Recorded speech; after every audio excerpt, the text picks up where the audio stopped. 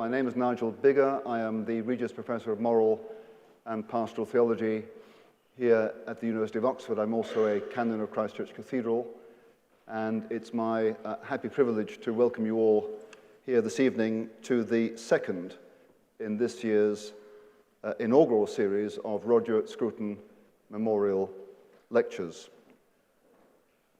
A few weeks ago, Louise Richardson, the Vice-Chancellor of this university, was reported as saying that there is a need in British universities for greater political diversity.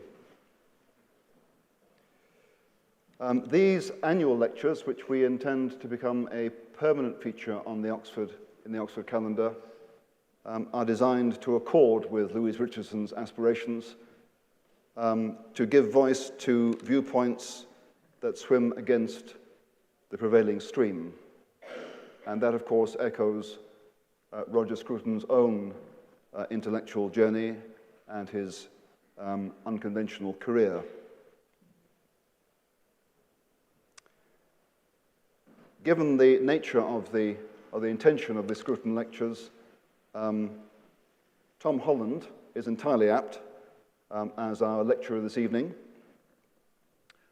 His is a household name that we academics can only wonder at. He tells me that he began a doctorate on Byron, got bored with it, and started writing Gothic horror novels on vampires, which proved more profitable than a doctorate. Since then, as you are bound to know, he's written many ancient histories, also histories of the medieval period, about the late Roman Empire, about the Greco-Roman Wars, about medieval Christendom.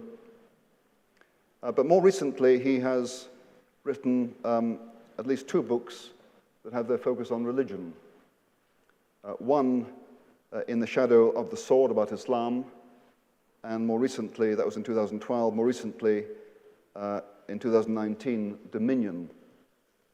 And both of them upset conventional pieties. In the Shadow tells a story about the origins of Islam that not all Muslims welcomed.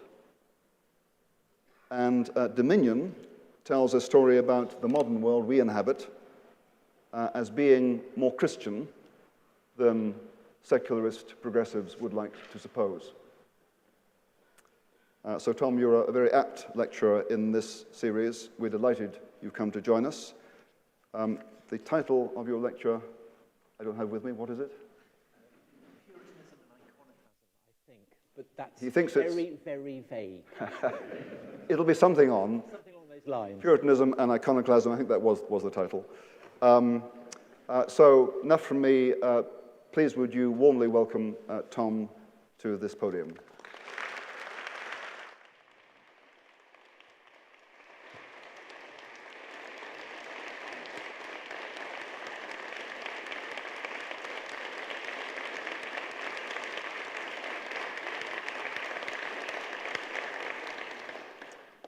Nigel, thank you very much for that very kind introduction, and to be honest, thank you very much for the first introduction I've had in a fair while that didn't make a joke about Spider-Man. Hugely appreciated.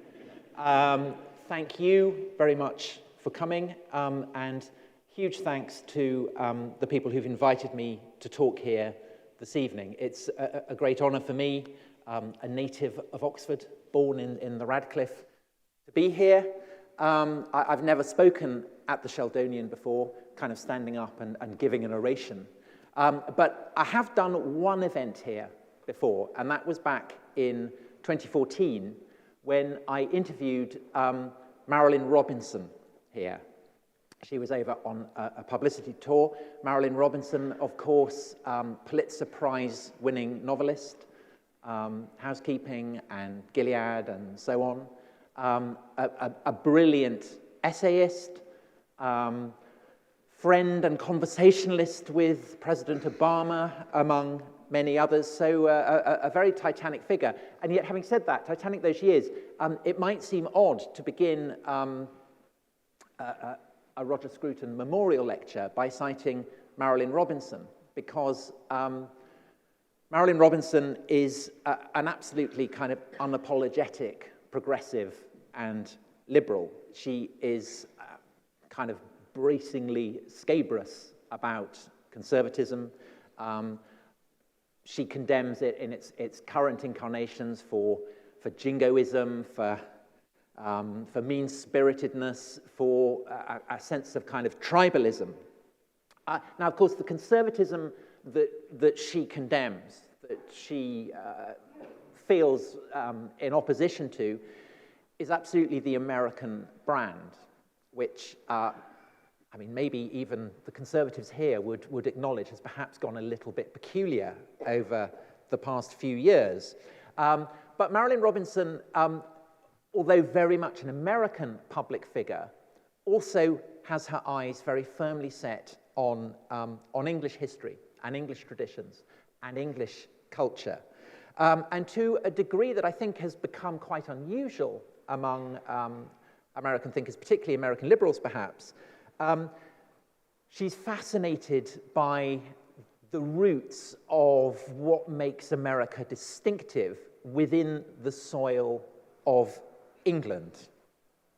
And I remember back when she was here, she kind of commented on the irony of the fact that she was appearing here in the Sheldonian Theatre and pointed out, which I hadn't realized at the time, that the idea for this theatre had originally been proposed by Archbishop Laud. And Laud, of course, Charles I's Archbishop at his kind of the more imperious stage of his reign, a man who was very hostile to some of the more radical expressions of Calvinism in the early 17th century. A huge enthusiast for beauty in the liturgy, in the furnishing of churches, in the music, and absolutely committed to the idea that there was a kind of tradition, a continuity that joined the English church of the 1630s with the pre-Reformation church, going all the way back to the very beginnings of the church back in the Anglo-Saxon period. So, I mean, in a way, kind of Archbishop Laud is quite a Scrutonian figure.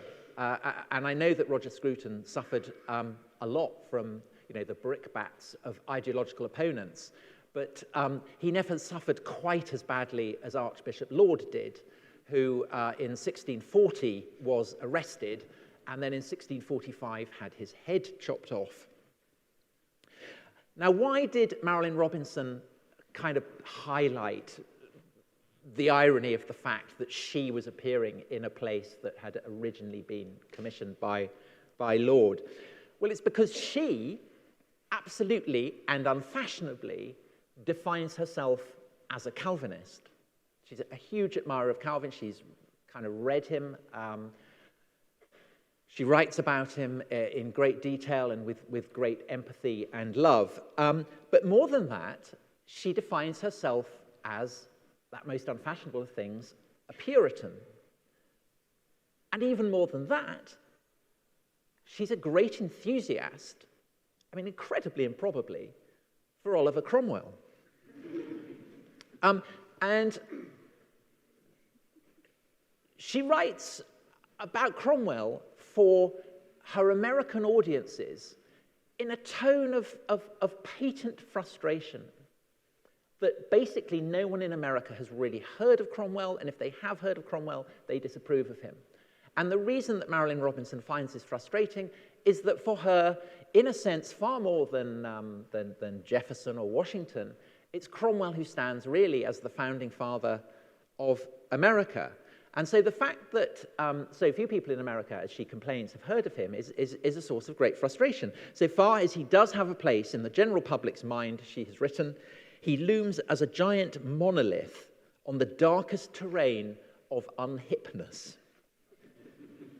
Now, of course, on this side of the Atlantic, Cromwell, the figure of Cromwell looms much larger, and perhaps he looms particularly largely in Ireland. A topic that it's fair to say Marilyn Robinson tends not greatly to dwell on. There's a kind of, very much an attitude that you don't make an omelette without breaking a few eggs. And in preparation for this talk, I read her essays on Cromwell, counted up the number of times that she mentioned Ireland, and I have to say that I could only find one mention. In Ireland, of course, the perspective on Cromwell tends to be entirely negative. Here in England, as my Irish friends often point out, it's much more ambivalent. Cromwell, of course, has a statue outside the Houses of Parliament. In 2002, the BBC held a competition to a public vote to decide on the Greatest Britain, which inevitably was won by Winston Churchill, but Cromwell appeared in the top 10. Amazing. Actually, he was in at number 10 behind both Princess Diana and John Lennon, but still, he came in, he was in the top 10. And I think that Cromwell also plays a significant role as a bogeyman for not of people on the right, not of monarchists, but of people on the left, of Republicans. So there's a long tradition in English political history that condemns Cromwell not as a revolutionary, but for not being revolutionary enough.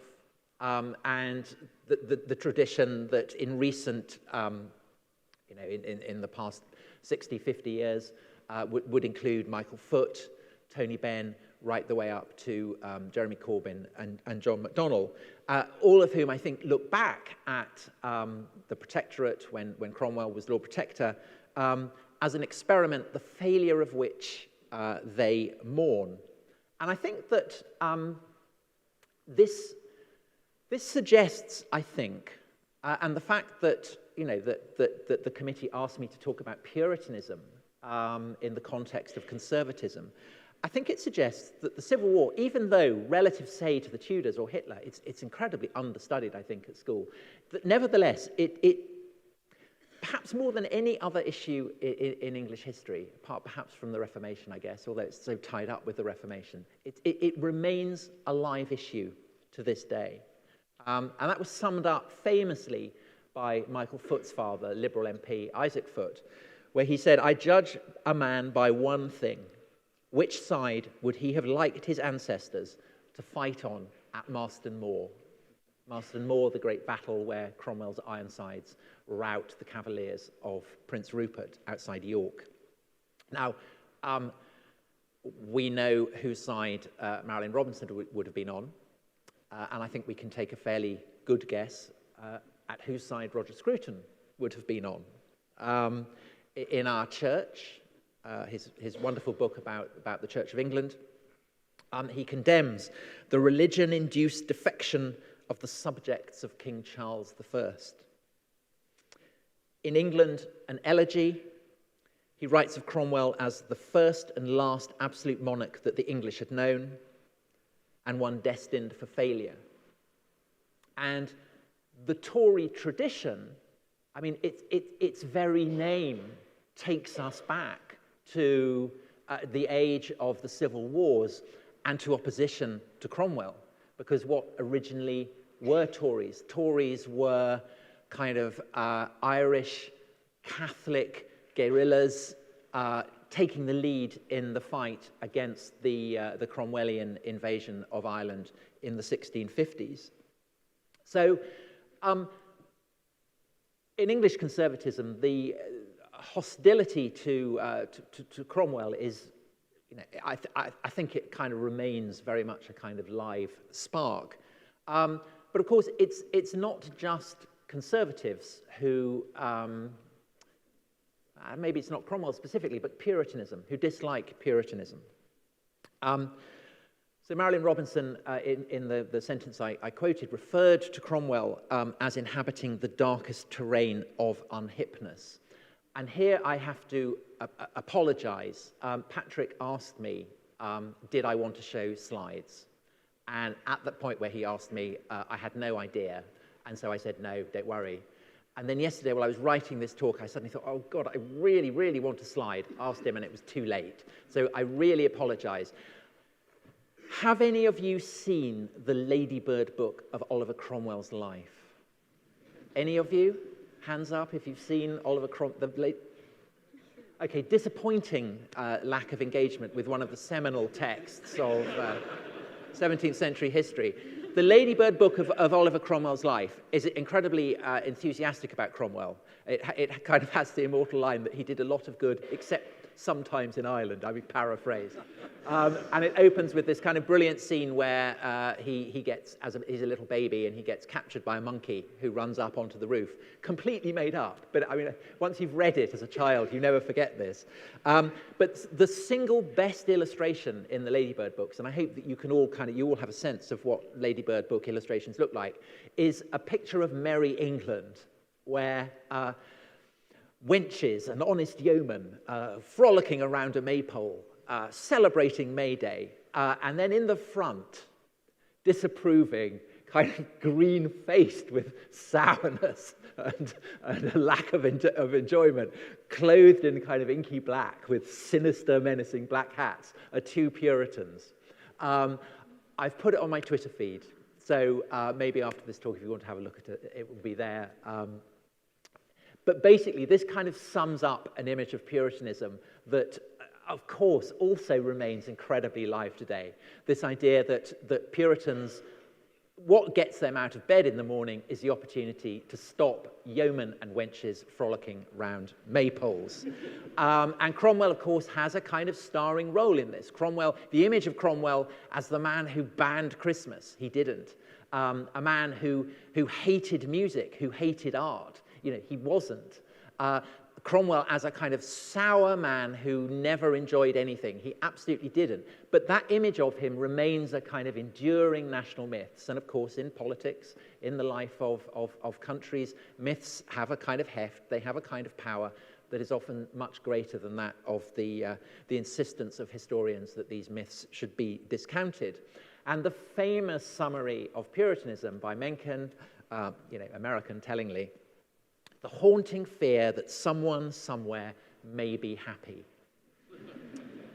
So you've got conservative enemies of Puritanism, and you have kind of the libertine enemies of Puritanism as well.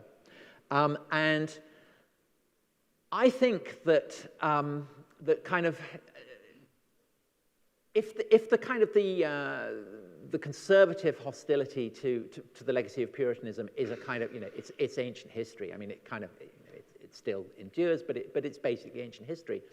I think that the history of the past 60 years has seen the opposition, the dislike, the contempt for Puritanism actually kind of really turbocharged. It's kind of really become part of the cultural climate because since the 1960s, the charge of killjoy, the charge of Puritan, has become absolutely kind of the worst of accusations. Puritans are cast basically as blue meanies, kind of gate-crashing pepperland, draining it of all colour and fun. And in the words of John Lennon, who comes rushing in his yellow submarine to save Pepperland, Puritans are uptight, short-sighted, narrow-minded hypocrites. And the negative image of Puritans in the context of the 60s is particularly focused in the dimension of sexual relations.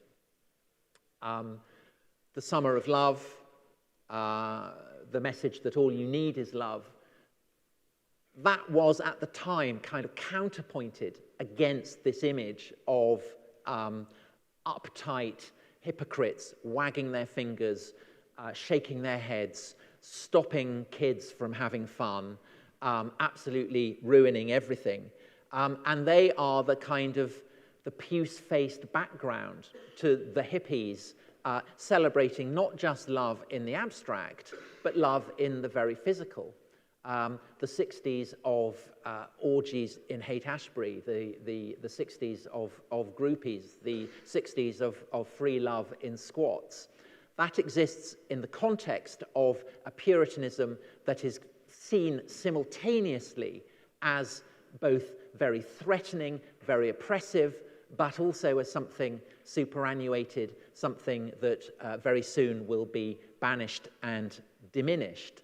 And in a sense, so it was, because the 60s lit the touch paper for a kind of a process of sexualization, a valorization of personal sexual fulfillment as an absolute right, that really, I think, kind of, in the context of the centuries that had gone before, was something radical. It was something new. That idea had always been a kind of radical subcurrent certainly in English life. That's the image of the cavalier, wrong but romantic, against the Puritan, who's right but repulsive. But I think the degree to which, since the 60s, that what people used to describe as wrong but romantic, it's just become romantic, and it's become par for the course. And the idea that everyone has the right to personal sexual fulfillment has become absolutely a kind of a new orthodoxy. And I think that it's here. So when we start to look at this, the way in which perhaps we can place the context of the sexual revolution of the past 60 years in the context of the broader history going back to Puritanism, that we start to see some of the complexities, some of the ways in which the binaries that up to this point I've been drawing start to become confused, start to become more complicated. So, up till now, I've been casting conservatives as the enemies of Puritanism. But if we look at Roger Scruton's great book on sexual desire, which I remember reading here in Oxford, what was it? Oh, goodness, 33 years ago. And there he talks of love as the fulfillment of desire. And therefore he argues that love can only flourish in a culture that supports fidelity. And that therefore he argues unfashionably, as so often he did argue, kind of in the howling gale of progressive opinion, that a whole section of traditional sexual morality must be upheld. And that, of course, is not so different a perspective from that of the Puritans, who themselves stood in a tradition that ultimately goes back to St. Paul, who argued that it's better to marry than to burn. So if you absolutely must marry, you must consider yourself to be in marriage, to be modeling yourself on the love that Christ has for his church, that the man is Christ, the woman is the church.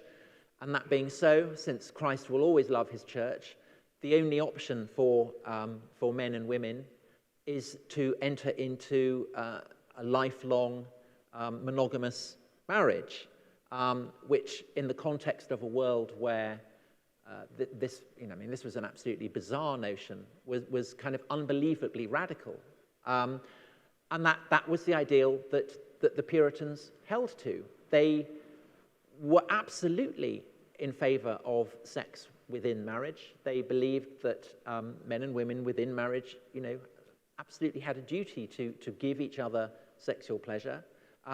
Their prohibition was against people going outside the marriage, and there was a particularly strong prohibition against men who would see women as fair game, women who were there to be harassed, molested, perhaps raped.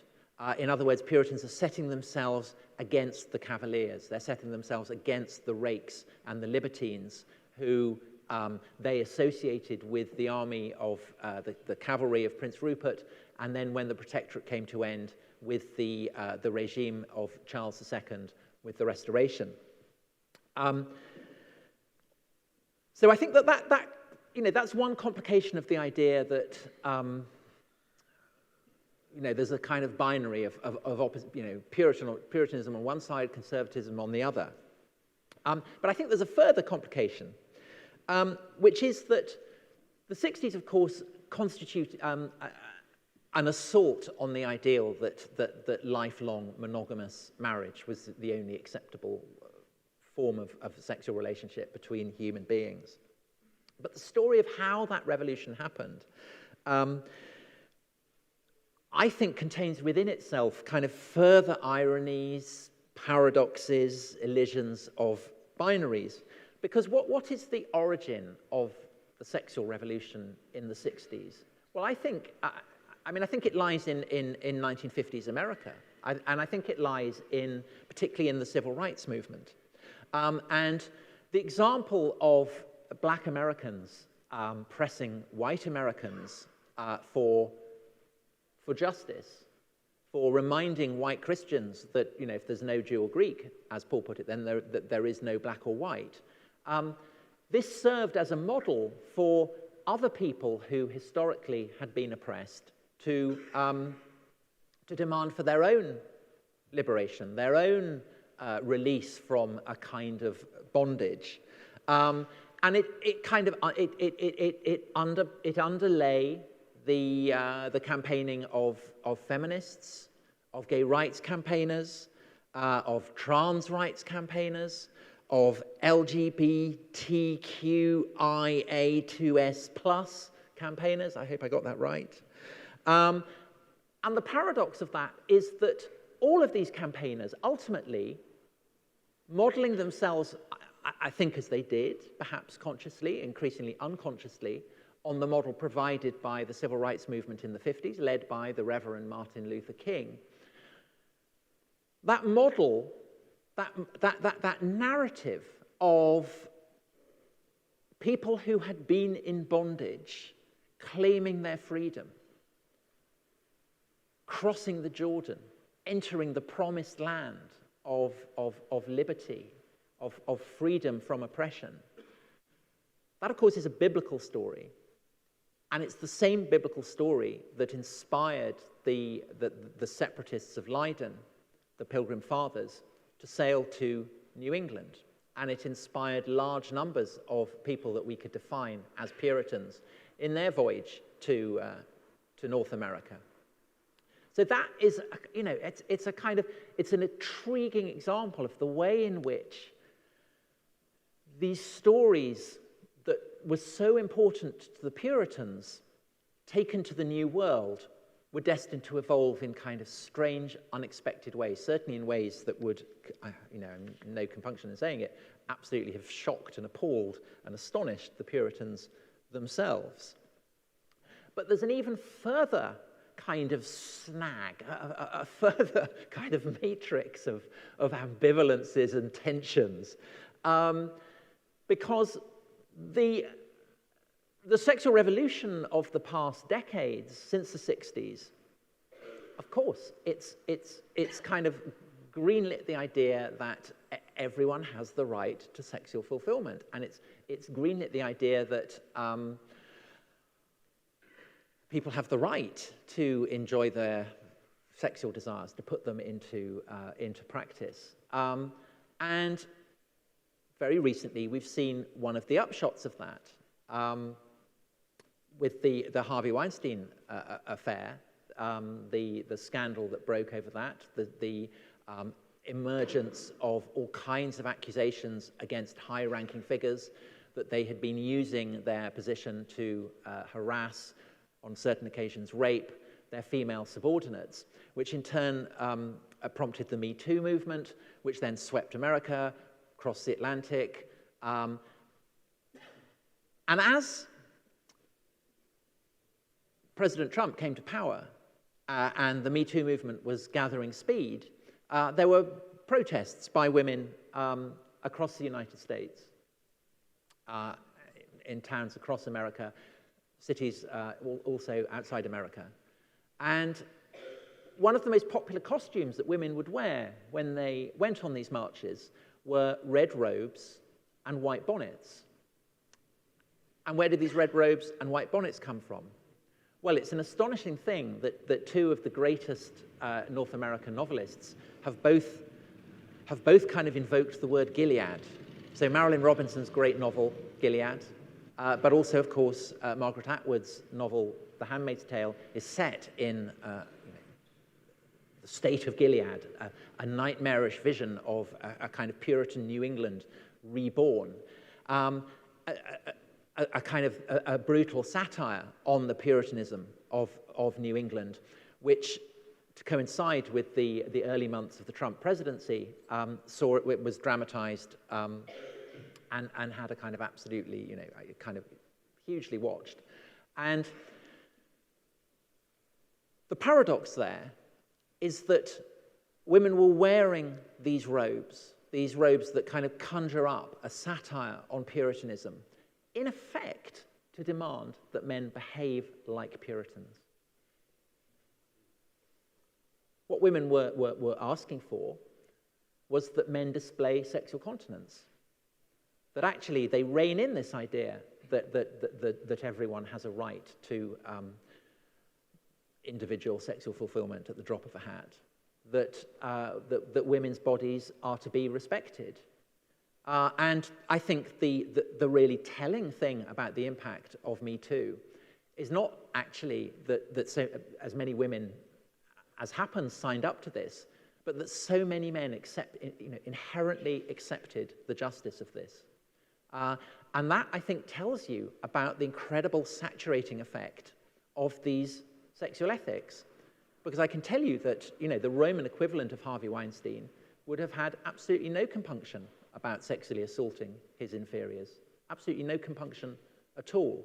And the fact that we do, I think, is expressive of the way in which, right up to the present day, no matter how much we may think we have escaped the moral legacy of Puritanism and that tradition in which Puritanism stands, we remain profoundly its heirs.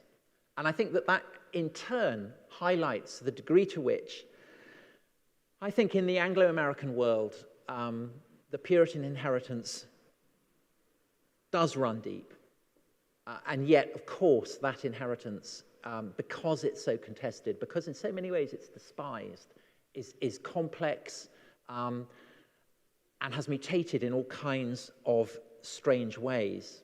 Now, Nigel asked me, you heard say, what's the title? The title is Puritanism and Iconoclasm, and I haven't yet mentioned, really, iconoclasm.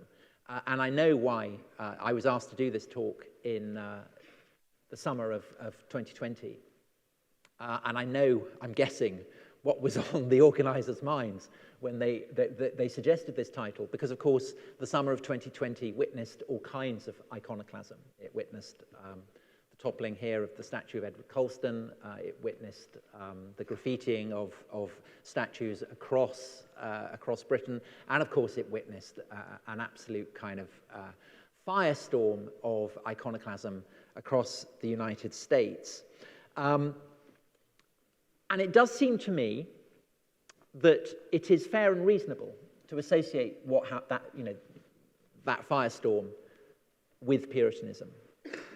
Because I think that, well, it seems to me that the degree to which that bears witness, rather as the success of the Me Too movement did, the degree to which that bears witness to kind of deeply felt, I think often subconscious inheritance of Puritan assumptions, I think seems to me kind of indisputable. Because basically what it expresses, it's not just the suspicion of false idols, so Colston or General Lee or Columbus or whoever. I think it goes deeper than that. I think it's actually a suspicion of idols altogether. The reaction of many people opposed to the toppling of statues has been to say, well, we've got to put them in the context of their time. Or to say, well, they may have done terrible things, but they also did good things. But I think that the impulse to topple statues goes deeper than that, because I think I think the impulse is reflective of a notion almost that no statue of anyone no one is sufficiently virtuous that they deserve a statue. It's often said that the kind of the virtue spiral is spinning so fast that what was acceptable in 2019 by kind of 2020 is absolutely unacceptable, and now in 2021 even more so. So therefore, whose statue will ever be acceptable? We will always be able to find something that is wrong with the person who is being celebrated with a statue. And I don't think that the Puritans would have disagreed with that, because that's why the Puritans were opposed to idols. It's why they were opposed to the idea that human beings should be memorialized in stone, because all human beings are fallen. And any human attempt to embody in stone the ideals of virtue or merit are doomed to fail, because this is a fallen world. And I think that it's really telling that, you know, where does the obsession with erecting statues, when does it originate? Basically, it originates with the end of the Protectorate. So I've mentioned the statue of Cromwell at one end of Whitehall. At the other end, of course, there is the statue at Charing Cross. There's the statue of Charles I. That had been originally commissioned by one of Charles's courtiers, put up in his garden. It was going to be destroyed under the Protectorate, so he hid it. And then when Cromwell died, when the Protectorate collapsed, when Charles II came back, it was brought out of hiding and up it went. And that set in train the idea that it was fine to put up statues of people, generals, politicians, whoever. And I think that the kind of the great explosion of statue toppling, in a way, is a kind of delayed reaction to that. It is a rebirth of the kind of the gut instinct that that the Reformation notoriously channeled, an anxiety about the tendency of humans to construct idols for themselves. That Calvin, in particular, he said of the human mind that it's a perpetual forge of idols. And it was that sense that, you know, on the continent, precipitate in cities that were swept by the Reformation. I mean, just reading about it, I kind of find it shocking. You know, wooden statues of the Virgin being taken out of cathedrals, being arraigned on witchcraft, being thrown into rivers, failing to sink, being burned. Statues of Christ, head, hands, feet being chopped off, being carried into brothels and pubs to be mocked and jeered at. And in England too, there was a kind of very similar process of desecration, except that in England uniquely, unlike on the continent, unlike in Scotland, the Elizabethan settlement served to preserve the cathedrals, the liturgies, a lot of the fittings. And it was anger about this. It was the feeling that the Reformation had not gone far enough, that in a sense served to give birth to Puritanism. So in that sense, you could say that Puritanism is a kind of revolutionary movement, that it is a campaign of agitation against first Elizabeth, then James I, then Charles I, that the revolution has not gone far enough, that the idols that have been left standing are yet to be toppled. And the hostility to idols is absolutely a fundamental feature of what makes Puritanism distinctive.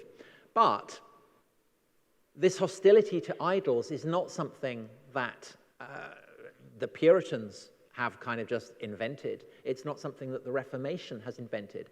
It's something that is a tradition that runs like kind of letters through a stick of rock through the entire history of Christianity. So the patron saint of Europe, St. Boniface, a Devon man, travelled from England to the dripping forests of Saxony, and there he toppled idols. He ordered the great sacred oak of Thor to be toppled to the ground, to be sawn up, to be built into a church. And that impulse, the sense that any idol is to be regarded with suspicion, in turn, of course, is older than Christianity itself. It goes back to the Hebrew prophets, to Isaiah and to Jeremiah, who saw the idols of Egypt and Babylon as so much stock and stone. And so there is, it seems to me, an irony about the great wave of iconoclasm that hit the United States and to a lesser degree England as well last summer, which is actually, we may experience it as a kind of revolutionary spasm, but there was also something very, very traditional about it. You could argue that smashing up idols in the name of virtue, of purity, is actually a much more venerable tradition in England than, say, the playing of the organ. And I think that extrapolating from that, it's true to say that all our current culture wars, pretty much, essentially, are shaped by theology. All the kind of hot-button issues, the lightning rod issues that people get agitated about, that brings people out onto the streets, that incites them to abuse each other on social media, all, I think, have their roots in Christian theology. So if we think of same-sex marriage, the word homosexuality, only coined in the late 19th century by a Catholic psychoanalyst who kind of fused the idea that the Christian sin of sodomy with the Christian ideal of monogamous love. And so what do you emphasize? I mean, this is the question that the churches today kind of wrestle with. Do you emphasize the sin? Do you emphasize the love? Or abortion? Much greater issue, of course, in the United States than here. Obviously, the idea that every human being is born, is created, and therefore deserves life is a fundamental Christian teaching, expressed in antiquity with the image of Christians who would tore the rubbish tips where people had dumped unwanted babies. It was seen as kind of absolutely mad and aberrant by most people in antiquity. So that, of course, is absolutely a constant Christian teaching. But so too, as I've mentioned, is this kind of Pauline idea that every human being has the right to a kind of bodily integrity, and that a woman has the right to do as she pleases with her own body, that it's not for other people to tell her what to do with it. So again, there are kind of two fundamental Christian principles in tension with one another. And I think that this is evident even in the kind of current scorching issue of trans rights, which in so many ways seems completely antithetical to the Christian heritage. Because if there's one thing that you read the Bible straight away, you're told that God has created man and woman separately. That there are there's the masculine and there's the feminine, and never the twain shall cross over.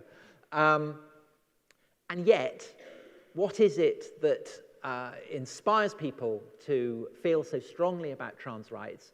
I think it's compassion for those who historically have been marginalized and persecuted, and I think that sense that to lack privilege in a way is a source of privilege, that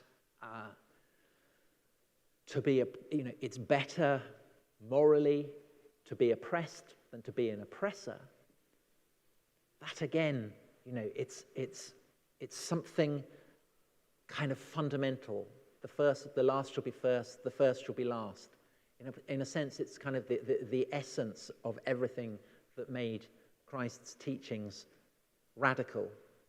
And Marilyn Robinson, when she traces her liberalism from Cromwell, from the Puritans of the 17th century into the present day, she does it by following a line of the sense that Protestants in America were touched by the Spirit.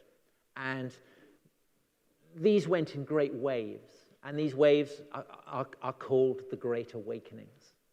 People in America, and indeed in England as well, felt themselves awakened by the Spirit to a kind of understanding of the truth, understanding of God's purpose that kind of convulsed the country. And if awakening lends itself to the pun awokening, very popular pun, I think that's not surprising, because it does seem to me that what we might sum up as woke does indeed stand in a line of inheritance from the Great Awakenings, and therefore ultimately from that Puritan tradition which was planted in New England all those centuries ago. And I don't think that this should really be surprising. I don't think it's surprising to argue that the current convulsions that we are going through, the incredible sense of argument that I'm sure all of us are familiar with, whatever side of the debate you're on, I don't think it's surprising that this is a consequence of the way in which our nation, our civilization, this is the theme of these series of talks, nation, civilization, our civilization has been marinated in Christian assumptions for 1,000 years and more. And if we tend to, we structure our understanding of debate and politics in terms of the progressive and the conservative, again, I think that is not surprising, because this Christian civilization that I think we still live in the way that goldfish kind of swim around in water, Christianity has always inspired two contradictory impulses. The first is to look back to the life of Christ, to look back to the early church, to look back to the inheritance of Scripture, to look back to the inheritance of the canons, to look back to the inheritance of teachings on orthodoxy, look back to the great fabric, the physical fabric, the liturgical fabric, the auditory fabric that the church has accumulated over the course of its 2,000-year existence. But equally, there is also hardwired, I think, into Christian civilization an impulse to question it. An impulse bred of the fact that any faith that has at its heart the emblem of someone suffering death at the hands of a great empire and then triumphing over it, anything that has as its central symbol the figure of someone suffering the death of a slave and yet rising to become up to the heavens, prevailing over the torturer, prevailing over the master, prevailing over those with power. Inevitably, there is always going to be a suspicion of the structures of power, and it is, as we see over, particularly I think in the course of the past 1,000 years of Western history, one of those entities that has tended to accumulate power is itself the church. And so I think that we could say that the past 1,000 years, the past millennium in the West, in what used to be Latin Christendom, in what now we could call the West, has been one continuous virtue spiral, one continuous attempt to cleanse a society of what is seen as its accumulated stains, its accumulated sins, its accumulated legacy of oppression, and to bring the structure down and to set something up new. And essentially, the whole course of the past 1,000 years in the West, it seems to me, what we've done in the West is we've built our civilization on the equivalent of the San Andreas Fault. And every so often, the tectonic plates grind together. There is a great earthquake, and structures come falling down. So in the 11th century, it was the assumptions of emperors and kings that they had the right to intrude into the business of the church, to appoint bishops, to lay claim to a stake in the dimension of the supernatural, that the radical reformers who seized the papacy and then the entire structure of the Latin church forced the kings and the emperors off. lay your grubby fingers off the radiant purity of the church. And so the Middle Ages, which subsequent ages, including the Reformation, including the Enlightenment, have cast as kind of regressive, as backward-looking, was actually a profoundly revolutionary period. And yet, inevitably, it came to be felt by many Christians that the great structure of the Roman Church, bred of revolution, had ultimately become itself oppressive, itself corrupt, itself in need of remaking, of reformation. And so you have the Great Convulsion, which gives birth, among many other things, to the Puritans. And then in turn, there are people who feel that this is oppressive. And so you have the Enlightenment, you have the French Revolution, you have the Russian Revolution, right the way up into the present day. The urge to redeem the wretched of the earth, to identify with the oppressed rather than the powerful, to reject the claims of the powerful and the mighty. I think that seen in that context, you could make the argument that the woke are actually quite traditional.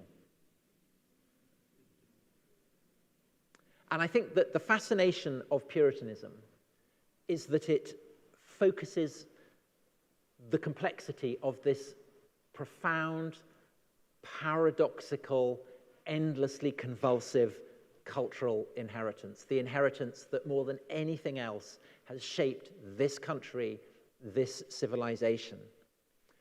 Why did the Puritans come to fight the king and ultimately, shockingly, to chop off his head, as they had previously chopped off the head of the Archbishop of Canterbury? Well, I think because they saw themselves not as revolutionaries, but preeminently as defenders of tradition. They saw themselves as the heirs of the early church, and they saw themselves as the defenders of the ancient liberties of England. To them, it was Charles I who was the revolutionary. It was Charles who wanted to introduce a novel and oppressive revolutionary system in the form of the absolutism that he had witnessed on his trip to Spain, and which in France was kind of moving inexorably towards the grandeur of Louis XIV. It was not Cromwell who was the absolutist. It was absolutely Charles I. And I think that in turn highlights the possibility that conservatism too can destroy what it wants to conserve. That it's possible for conservatives to kill the things that they love. I was very struck, I think it's in England, an elegy. Yes, it is. Reading that yesterday, by this passage from Roger Scruton, which, I cannot begin to put into words how profoundly it ticks my personal box. The night sky is no longer visible, he says about England, but everywhere blanketed with a sickly orange glow, and England is becoming a no-man's land, and elsewhere, managed by executives who visit the outposts only fleetingly, staying in multinational hotels on the edges of the floodlit wastelands. And yet you could argue that this is an inevitable result of the liberalism, of the move to a kind of a global capitalism that was pushed by Mrs. Thatcher in the 80s.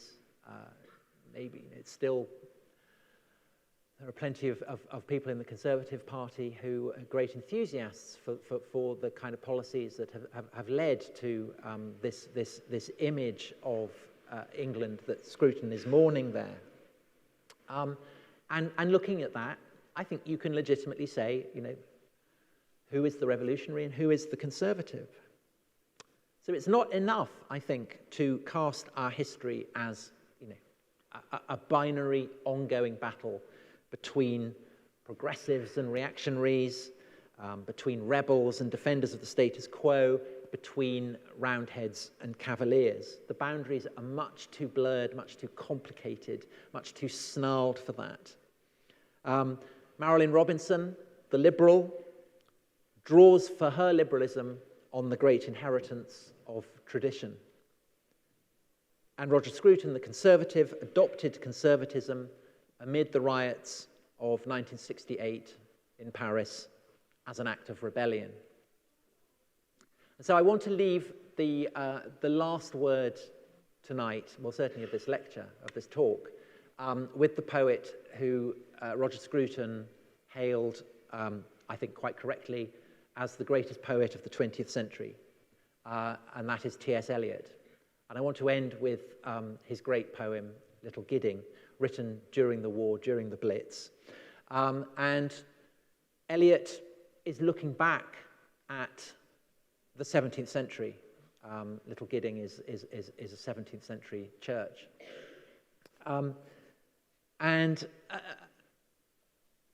Eliot says, although he himself is a royalist, is an Anglican, is, as a critic, famous for his hostility, say, to Milton, the great Puritan poet. But Eliot says, you know, it's no time for kind of cleaving to those old identities. We cannot revive old factions. We cannot restore old policies or follow an antique drum. These men and those who opposed them and those whom they opposed accept the constitution of silence and are folded in a single party.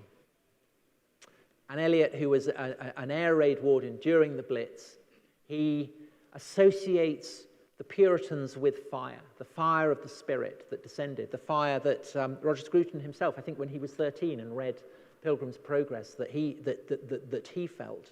And of course, there is the rose, the emblem of royalty, which has its roots deep in the soil. And this is how Eliot ends Little Gidding.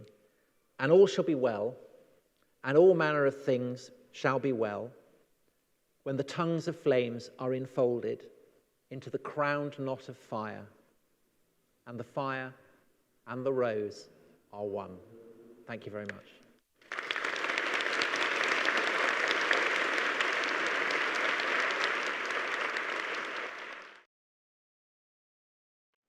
So, Tom, thanks very much for a lecture that was buzzing with thought-provoking ideas. I think the one that stopped me in my tracks most was the idea of the woke being quite traditional. But actually, that does make sense, but not in a way that flatters the woke, to my mind. So, as I understand it, if I remember it from my school history, the term Puritans was coined by critics of the Puritans during the period of the Elizabethan settlement in the 1550s, was it? So there's Queen Elizabeth trying desperately to create a church that was Protestant enough, but not too Protestant to alienate large swathes of the population, because she was quite keen to avoid the bloodshed that was taking place in the likes of the Netherlands, etc. So she wanted to create a Protestant church, but one that was somewhat broad and liberal. And the Puritans were the hardliners. They wanted the real Calvinist thing. So in that sense, I think of the woke, insofar as they are illiberal, and, you know, forgive me, woke is not a scientific term, but unless you contradict me, I think we know what we're talking about. In that sense, it seems to me, yes, they are being quite traditional in that sense. Did you mean another sense in which they're being traditional? Well, I mean, yes, so Puritan is used as a term of abuse initially, but I guess rather kind of like gay, it comes to be appropriated by the people who originally it's been applied to as an insult. And, you know, Puritan is an anglicization of the word kafir, which of course is used in the Middle Ages by inquisitors as a term of abuse against those Christians who they regard as heretical. And they, in turn, are drawing on the idea of the Cathars right the way. I mean, it's kind of mentioned, I think, in the Council of Nicaea. So it goes all the way back to antiquity. So I think that it is a kind of running constant throughout the history of the Church that a kind of drive for hyper purity is perceived as being heretical, and yet evidently a kind of constant temptation. And I think in that sense that, what we're going through at the moment is a kind of another iteration of that. What of course, is absolutely clear is that they themselves do not see this as overtly a Christian project. That in a sense, Christianity now itself and the entire idea of Christian civilization, of Western civilization, is seen as something that essentially is the kind of the filth, the stain, the accumulation of privilege and oppression that has to be jettisoned. And yet, it seems to me that nothing could be more Western, nothing could be more Christian than that. Okay. I want to come back to contemporary woke Puritanism in a while, but can we first of all just gather our thoughts about what's good about Puritanism? Because until about 10 years ago, I would have described British Western culture as determined by the 1960s, anti-Puritan liberalizing, and so you're quite right. Puritanism was a negative, it carried negative connotations. So can we just linger on what's good about Puritanism? And you've mentioned a number of things. As a Scot, my inner Calvinist warms to Puritanism somewhat. What does it connote? It connotes simplicity, it connotes straightforwardness. I'm reminded of the remark made during the forging of the Good Friday Agreement in Northern Ireland that one of the problems in diplomacy was that Ulster Scots were used to speaking straightforwardly. What they said was what they meant, whereas they felt that the Southern Irish, the Catholic Irish, and the English tended to speak by indirection, which they mistrusted, they regarded as Jesuitical. So there's a kind of attractive, to me, straightforwardness. Well, I would say also a seriousness. These are serious people who are dealing with serious issues. And so one of the other parallels that people have drawn with the Puritan tradition is the idea of unconscious bias. So you go on unconscious bias training to discover your racism or whatever. And that again seems to me to kind of draw on an inheritance that is essentially Puritan, that you look deep into your heart for the traces of your sin, that you kind of subject your moral status to a constant and exacting self-examination. And I find that, when I read Puritan literature, when I read Puritans writing about that, I find it incredibly powerful and moving. And in a way, the kind of the personal quality of that, to me, it kind of makes the kind of the corporate style of the modern unconscious bias just, kind of shallow in comparison. Puritans were serious people, and it's impossible, I think. Well, of course it's possible. People hate Puritans, but I think that I find that seriousness kind of very admirable. Okay. A bit surprised to hear what you say about seriousness in terms of examination of conscience. And I guess you're right in terms of searching for unconscious bias. That's correct. But I've always observed about contemporary woke Puritanism how sin always seems to be over there, not in here. And that's part of why it's so illiberal and aggressive. Well, also, sin has been kind of projected onto a kind of group identities. So whiteness is the kind of classic example that you as a white person, that is the source of your sin. Whereas for Puritans, of course, it's absolutely rooted in the individual, and it's the relationship of the individual with God that prompts it. So that sense of a kind of living, dynamic relationship with God has gone and has, in a sense, been kind of racialized, corporatized, everything that you might associate with contemporary America.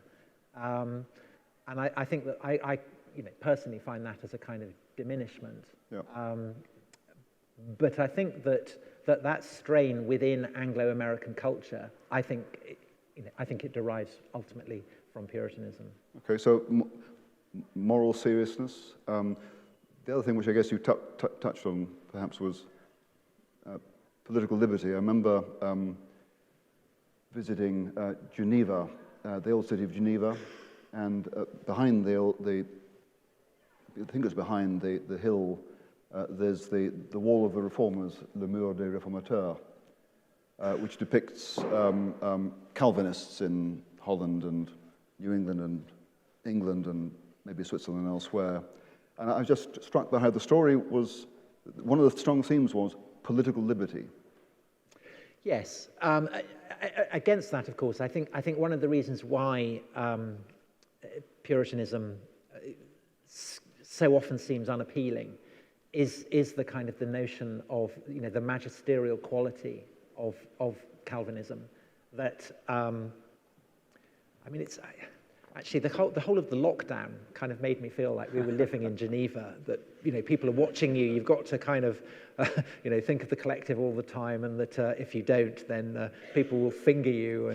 And I think that obviously, some people quite enjoyed that. Other people didn't. And I think that actually, what happens with the Puritan tradition, certainly in England, is that in a sense the Protectorate kind of dooms it, because the dream of a Presbyterian system effectively gets destroyed by Cromwell's period of rule. And what Cromwell does is to institute the license for the independents, for the Baptists and for the Quakers and for people like that, who also obviously contribute massively to part of the cultural mix that will become America. So I think that that Puritanism, I guess the kind of the expressions of it that I find most appealing are those that kind of go beyond the presbytery. I do instinctively kind of not like that. So such as, beyond the presbytery? Well, I think that the figure of Cromwell as a man who, of course, has this terrible bloody record in Ireland, but in England is I think he's the first Protestant ruler of England not to put anyone to death for reasons of religion. He's the man who kind of gives a wink and a nod to the Jews to come back to England for the first time since their expulsion by Edward I. And he's a man who stands proof against the demands of people that incredibly hideous and bloody punishments be visited on people that the more conventional kinds of Puritans regard as heretics. And Cromwell stands against that. And in that sense, the tradition that looks back to Cromwell as the kind of the father of liberalism is essentially a 19th century one. And actually, the image of Cromwell as the kind of unspeakable beast of Irish history is also a 19th century one. It's kind of bred of the arguments that lead to his statue being put up outside the Houses of Parliament. But you can't have those arguments unless there's at least a kind of grain of truth there. You have to have something to kind of make a myth. It can't just come from nowhere. And so I think to that extent, the kind of the policy of toleration that Cromwell introduces, I think, does kind of yes, and even if it's true that the Commonwealth ended up with Cromwell as virtual dictator, the war against the king was a war against arbitrary rule. So it's a tragic reversal there, but the intention was to limit the arbitrary power of the king. Yeah, and of course, Cromwell basically ends up as king. That's... Yes. The other feature of Puritanism that also attracts dawned on me when I was standing in a mosque in Cairo and observing the aesthetic simplicity and the geometrical simplicity, and I thought the thought dawned on me that one thing to be said in favor of Islam, and I speak here as a Christian, is to see it as a Puritan reaction against the theological barockery of Christianity. You know, we have these doctrines of the Trinity and Incarnation, in which I believe, but when you get into the metaphysics, it is mind-boggling. But also against the kind of legal or regulatory barockery of Judaism. And as a kind of simplifying reaction, I get it.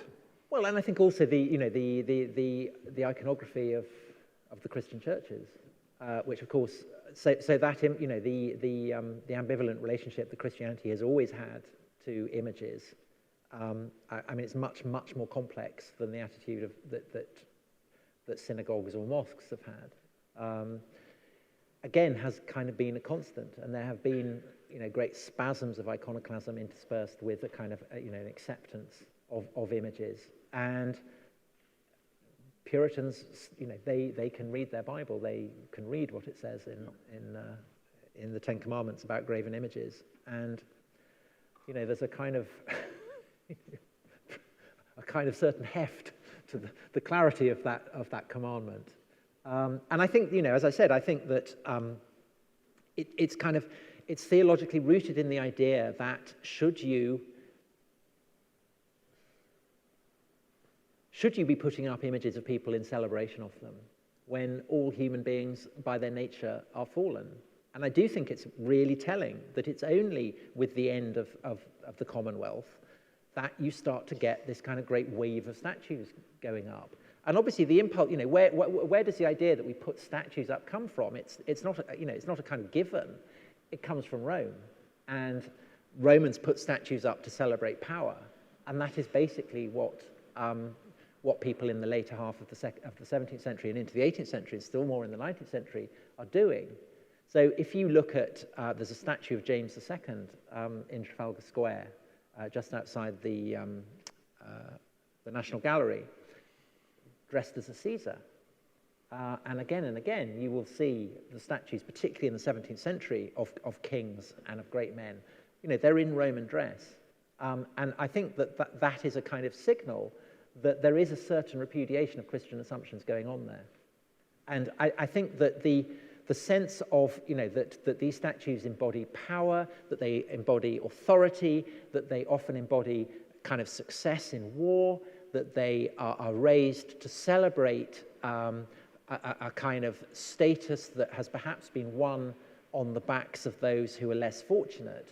This was something that led Christians to oppose this from quite early on.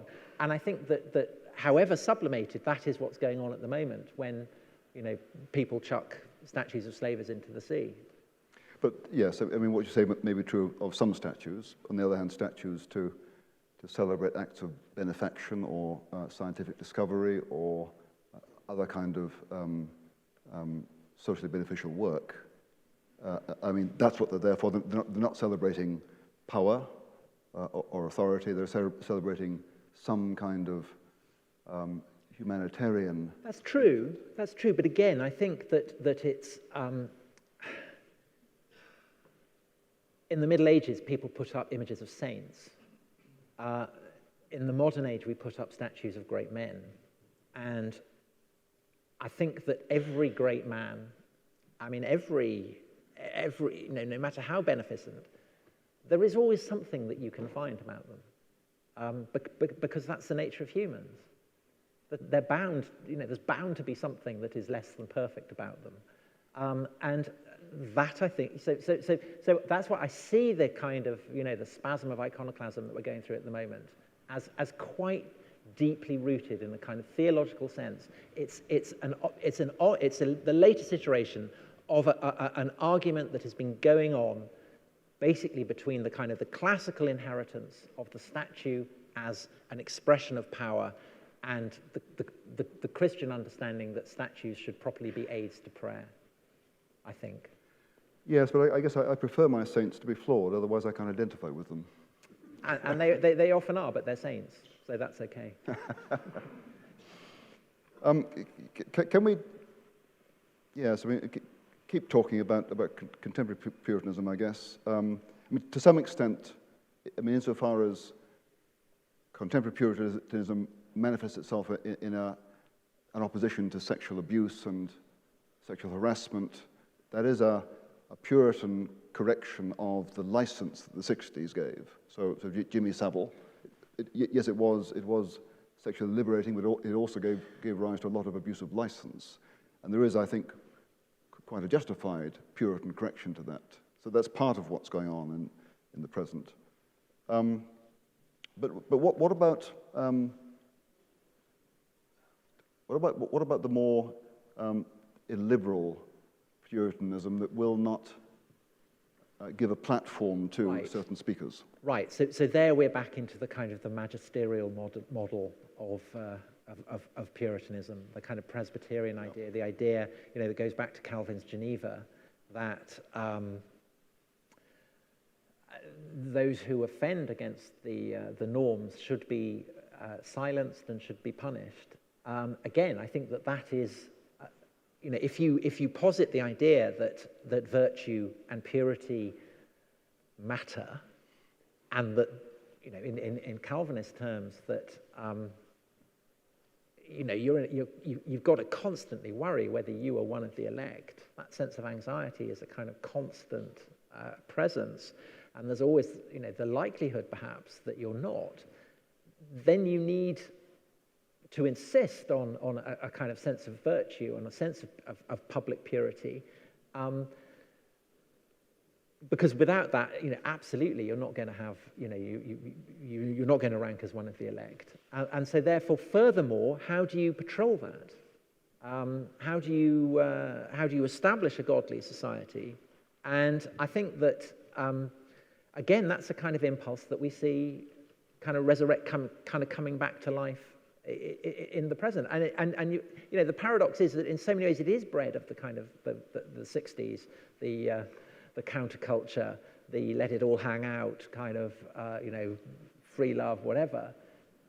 And yet it's just kind of a magnificent expression of the paradoxes of all this, that it's also given birth, it's kind of resurrected the presbytery. So the academic, I don't need to tell you, but universities, the Presbyterian strain within universities is quite strong at the moment.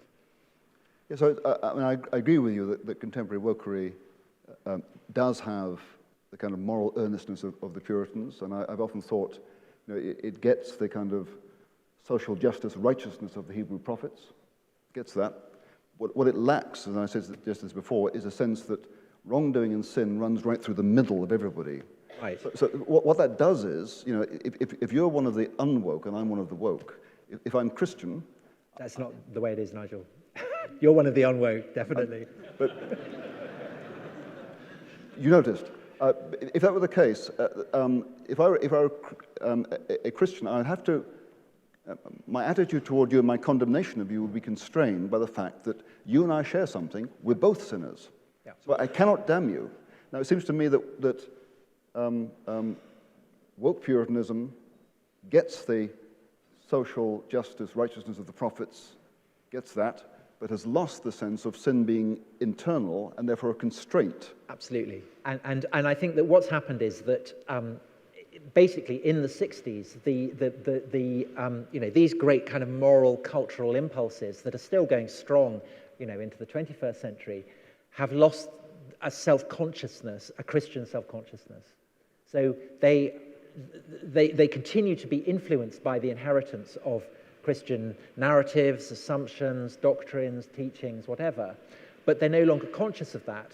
And so they may, their roots may lie in kind of Christian soil, but let's say they're not anchored to it anymore. No. And so they can kind of start to drift off in kind of strange ways that are no longer bound by the inheritance of Christian orthodoxies. So absolutely, I mean, one of the kind of the definitive Christian doctrines that prompts revulsion in the 60s, and it's a kind of revulsion that goes at least back to Rousseau, is the idea of original sin, the idea that children are born with sin, the idea that is most associated with Augustine, who teaches that sin is everywhere, that we're born into a fallen world, and therefore so even the most virtuous have sin.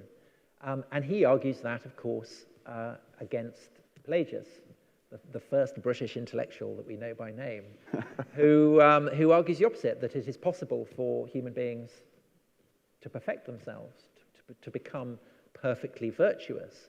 And of course, what that does, if you can become perfect, if you can become virtuous, if you can kind of redeem yourself from sin, then that means that there can't be much sympathy for those who fail to do it. And so I think that kind of the Augustinian approach to society was kind of massively torched and burned in the 60s. And I think that we now live in a much more Pelagian society. But I think the kind of oppressive character of the current virtue spiral is reflective of the fact that people, to a degree that previously perhaps they didn't, now feel licensed to condemn people who do not measure up to their own standards of virtue. And that is absolutely the stereotype of the Puritan condemning people who fail to measure up to standards of virtue. But I think it's more complicated. You know, I think that the greatest Puritans were not like that. They knew that they were sinners. That's why they were constantly looking into their souls, constantly asking, am I one of the elect? It was a constant sense of anxiety. They never thought that they were perfect. They always knew that they were sinners. They always knew there was a chance that they would be condemned. I think that the elimination of that Augustinian strain within contemporary kind of social justice discourse has led to a kind of growing intolerance of those who see themselves as virtuous towards those who are condemned for their failure to become virtuous. There's another aspect in which I think that contemporary wokery reveals a kind of post-Christian sensibility, and that is in the propensity to apologize for things that don't need apologizing for. So at the moment we are being told that we, British, ought to apologize for slavery because we've been unaware of it apparently, and we need to repent of it. Even though slavery ended 2 centuries ago, even though between us and the period of slavery stands 150 years of British imperial anti-slavery effort around the world. And I've been puzzling as to why people want to do that. Of course, it's appropriate to apologize for things that are our responsibility, but as I see it, a lot of folk want to apologize for things for which they aren't responsible and ought not to apologize. And I'm curious to know what the psychology behind that is. One thought is this, that we have a kind of post-Christian sensibility in which we know that repenting is good, and in a certain sense, in the Christian view, the real saint is one who knows just how much of a sinner she or he is, and the more you repent, in a sense, the holier you are. Now that makes sense so long as you repent of things you actually ought to repent from. But what I have a perception is that the idea of repenting as such has been dislocated from responsibility, so that folk want to repent because it's a mark of superior moral standing. Here's an example. In Oxford about 10 years ago was discovered a mass grave of Danish bones left over from the occasion in the year 1000 when the people of Oxford rose up against their Danish rulers and slaughtered all the Danes. And the clergyman of this church decided to invite the Norwegian ambassador so he could make a formal apology for what the Anglo-Saxons did to the Danes. Now, I'm very fond of this clergyman, by the way, but there are two problems with that. One is this happened 1,000 years ago, and if we're going to apologize for everything that went wrong that our ancestors did over the past 1,000 years, we're going to spend a lot of time apologizing. But the other thing is more interesting.